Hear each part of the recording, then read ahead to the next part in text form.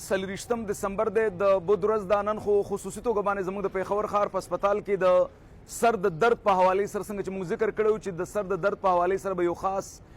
زموږ کیمپ وي او په دې کې به موږ خاص کر د سر د درد چې کوم بیماران دي هغه به موږ ګورو. خو موږ د سباني 15 نه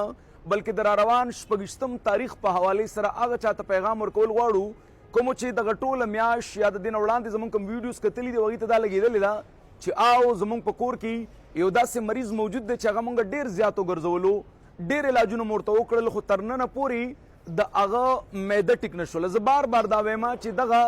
زموږ د پیښور ښار دغه هسپتال چې په دې کې زموږ څه خاص سپیشلیټیز دي لکه د معدې هغه بیمار چې هغه دا وایي زه بالکل د روغېدو نه یم، زه دوایان یم استعمالوم او زه بیا هم روغ نه یم. د معدې هغه بیمار چې هغه دا ګڼي زه د معدې بیمار یم، خو زما د معدې سره په ما باندې یره راځي، ګبراهټ را باندې راځي، یا د دې سره تړلی شوي دې نه وړاندې ویډیوز کې مونږ ویلي دي چې کوم انسان د ټینشن، ډپریشن، د انزایټي بیمار دی او هغه معده ګناهګاره کړې ده، خو په منځ کې د معدې بیمار نه دی. د داسې بیمارانو مونږ یو بهترین طریقې سره ټریټمنټ کوو چې په دې کې مونږ د بیمار کونسلینګ کوو، د بیمار سایکوتھراپي مونږ کوو او د دې سره تړلی شوي هغې ته مونږ داسې میډیسنز ورکوو چې د هغې سره په 3 میاشتو کې هغه د جاري میډیسنز نه او د دغه مسلو نه مکمل بچ کیږي، مکمل تی صفا کیږي. دې سره تړلی شوي هغه خویندې هغه رونه چې هغه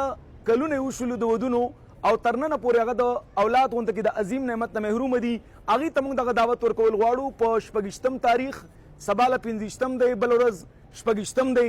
نمبر به والی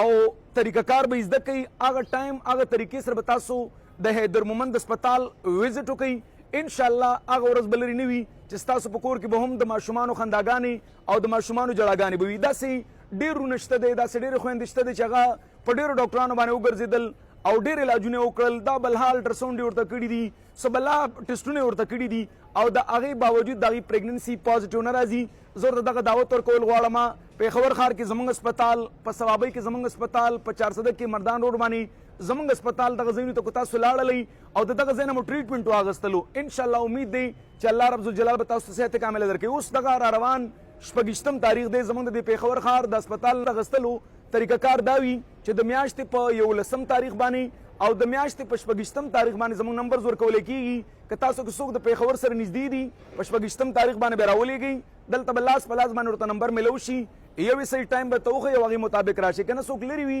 زموږ چې کوم د پیښور ښار د هسپتال کوم نمبرز دي په هغه نمبرز باندې به کال وکئ، تاسو به نمبر والئ، ټایم به زده کوئ، طریقه کار به زده کوئ او د هغې نه بعد به وزټ وکئ. انشاءالله ستاسو به یو بهترین چیک اپ کیږي، ستاسو به یو بهترین کونسلینګ کیږي او که چېرې د ټینشن ډپریشن کوم بیماران دي هغې ته موږ د هومیوپیتي په طریقه کار باندې یو سایکوتھراپي کوو چې کله زموږ د او پی ډي نه هغه وځي هغه دا ګڼي واقعي نن ما نوې دنیا ولیدله، واقعي نن ما یو نوی ژوند ولیدلو. نو تاسو که چېرې څوک په خپله باندې یا ستاسو په رشته دارو کې ملګرو دوستانو کې څوک داسې قسمه بیمارو سره مخ دي، بالخصوص د معدې کوم بیمار دی او هغه دا وایي زه بالکل د روغېدو نه یم، هغې ته زما دا دعوت دی حیدر مومند هسپتال پیښور ښار وزټ کوئ. انشاءالله الله رب ذوالجلال به صحت کامله درکوي.